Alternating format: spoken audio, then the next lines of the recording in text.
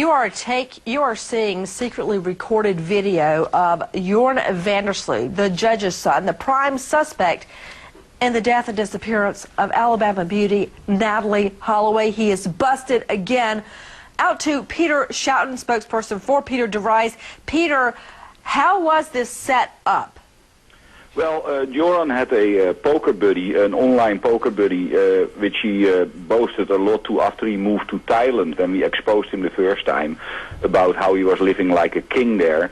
And then slowly he started to ask this poker buddy if he could help him with setting up a network in the Netherlands for trafficking girls. Now, what Joran didn't know was that this buddy was actually a certified security guard. So, of course, his moral standards were totally not the same like Joran's. And he chose to contact Peter DeVries and tell him what was perspiring. So then we were getting involved. 15,000 is nothing for me. It's okay. not 15,000 is not for you. No, not much. Wait, 15 or 15,000 is nothing for her. 15.000 is nothing. Is niets voor haar. Dat kan niet waar zijn. We can do some because before we work for factory, right? Factory like that. 7,000 baht per month. But when we do overtime, yeah, maybe we can do that like a 15,000. Okay, but look what you have to do for that. For here you have to shake your ass. That's all you have to do. If I could shake my ass for 50,000, I'll shake my ass. And I'm dancing. Well, and he offering you 15,000 baht to dance. And I understand you tell me that you have school. Yeah, and have to finish. I understand. And you can tell me, okay, after your school we talk about again. Yeah. But, and how long I have to dance for? 1 hour, 2 hours? No, like 10 hours a day. I don't know.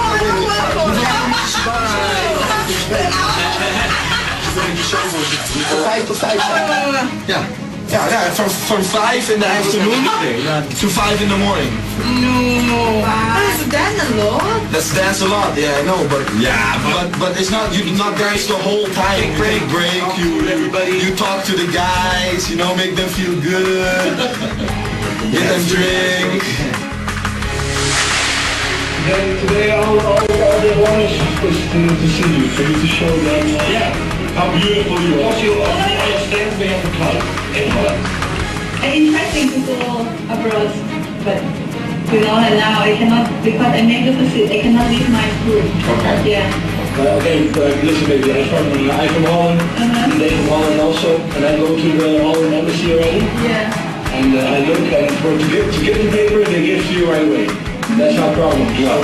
So for like 3 months or something, it's very easy.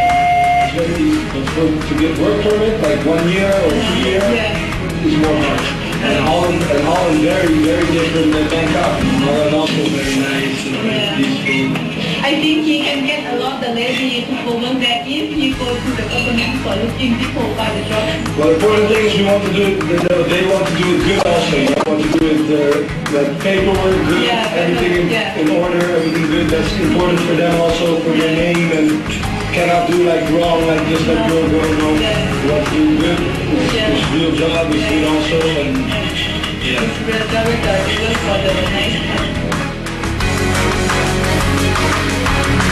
And when you hear him offering Jorn Vandersloot, the judge's son, the prime suspect in the death of Natalee Holloway, talking about $15,000, it's not $15,000, it's 15,000 baht, which equals $428 for a month of prostitution. Yeah, that's a real deal. We are taking your calls live to Dr. Marty McCary, physician and professor of public health, joining us from Johns Hopkins. Dr. McCary, thank you for being with us. It's now over 3 years since Natalee went missing. What is the likelihood, if her remains are found now, that the Aruban authorities are interested in the case again after seeing this? What would you expect to find? Assume it's underwater. Well, of course, the likelihood is very low. You know, an entire murder case will rest on the forensic evidence from a body because it's a gold mine of evidence. And in this case, they've searched the ocean. Salt is a natural detergent. The currents at the ocean floor are strong and accelerate decomposition. So it is highly unlikely that anything is going to come out of this. You know, crimes at sea are difficult for this reason, and you do not want to get on a boat with anybody that you don't trust fully. To Dr. Patricia Saunders, clinical psychologist, joining us in New York. Dr. Saunders, you know, he came this close to an arrest in a murder case. Why didn't he just lay low and mind his own business? What happened to going to college and going straight? Well, this guy is a predator, and he's obviously a parasite. He dropped out of college because he wants the easy way. Joran Landis really looks like a sociopath, Nancy. No remorse, no empathy. Thinks he's a lot smarter than he really is. The only good news so far is if he doesn't get caught this time, he will continue doing it, and he will get caught. Well, I guess you could view that as good news, that he will continue to prey on other people and maybe get caught. And then there's the big maybe, whether authorities in Netherlands will do anything about it. I want to go back to Peter Schouten, spokesperson for Peter de Vries. Peter, it's my understanding that he cannot be found. He's gone in hiding under the name Murphy Jenkins and may be on an island off the Thai coast, Koh Samui. What do you know? Yeah, it's correct. He ran off, and according to the rumors, he took a plane to Koh Samui together with his accomplice. So at this moment it's difficult to find him. We had people posting outside the house after Peter R. de Vries made his phone call to Joran, but suddenly a few cabs arrived at the house, and he was quite cunning in driving away and just went into hiding. There's Vandersloot at the airport, believed to be traveling under the pseudonym Murphy Jenkins, last known to be boarding on a plane to Koh Samui. Let's see that map again. Out to the lines, Beth in Florida. Hi, Beth. Hey, Nancy. Love your show. Bless you. Thank you for calling in. What's your question, dear? Wondered who is funding this guy. I mean, who Excellent is actually paying question. for him?